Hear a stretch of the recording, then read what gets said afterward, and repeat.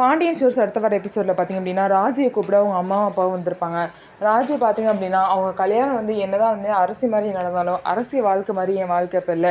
இந்த வீட்டில் உள்ள எல்லாருமே என்னை நல்லா பார்த்துக்கிறாங்க. எனக்கு ஒரு அக்கா, நல்ல அக்கா இருக்காங்க, நல்ல அத்தை, நல்ல மாமான்னு சொல்லிட்டு எல்லாமே என்னை நல்லா பார்த்துக்கிறாங்க, அவ்வளோ நல்லா கவனிச்சுக்கிறாங்க. இத்தனைக்கும் மேலே கதிர் வந்து எனக்கு இருக்கான் அப்படின்னு சொல்லிட்டு எல்லாரை பற்றி ரொம்பவே பெருமையாக பேசுவாங்க. என்னோட கனவுக்காக கதிர் ரொம்பவே சப்போர்ட் பண்ணுறான், என் கூடயே இருக்கான். இதை தவிர எனக்கு என்னம்மா வேணும், நான் சந்தோஷமாக தான் இருக்கேன் அப்படின்னு சொல்லிட்டு அவங்க அம்மாக்கிட்டேயும் அப்பாக்கிட்டேயும் சொல்கிறாங்க. அவங்க அப்பா பார்த்தீங்கன்னா இந்த வாழ்க்கையை வந்து அவனுக்கு வேணாம், டிவோர்ஸ் வேணால் வாங்கிக்கலாம் அப்படிலாம் சொல்லி பேசுகிறாரு. ஆனால் டக்குன்னு பார்த்தீங்கன்னா இந்த மாதிரிலாம் பேசவும் கதிர்கிட்ட போய் வந்து ராஜி வந்து போய் கேட்குறாங்க, எங்கள் வீட்டிலேருந்து கூப்பிட வந்திருக்காங்க, நான் என்ன செய்யட்டும்னு கேட்குறாங்க. அதுக்கு வந்து கதிர் அவங்க மனசுக்குள்ளே போகாதன்னு சொல்லி இதை போய் என்கிட்ட கேட்குற, நீ வரமாட்டேன்னு சொல்லிட்டு வா அப்படின்னு சொல்லிட்டு ராஜி கிட்ட சொல்கிறாங்க. ஆனால் வெளிப்படையாக வந்து ராஜி கிட்ட சொல்ல மாட்றாங்க.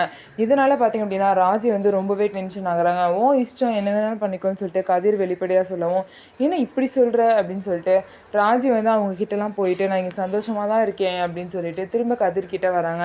என்னை துரத்தி விட்டுட்டு நீ ஜாலியாக இருக்கலான்னு பார்க்குறியா, நான் எப்போதும் இங்கே தான் இருப்பேன், இங்கேருந்து போக மாட்டேன்னு சொல்லிட்டு ராஜியும் மனசில் நினைக்கிறாங்க. ஸோ இதுலேருந்து என்ன தெரியுது அப்படின்னா கதிர் ராஜும் ஒருத்தர் மேலே ஒருத்தர் ரொம்பவே பாசம் வச்சுருக்காங்க.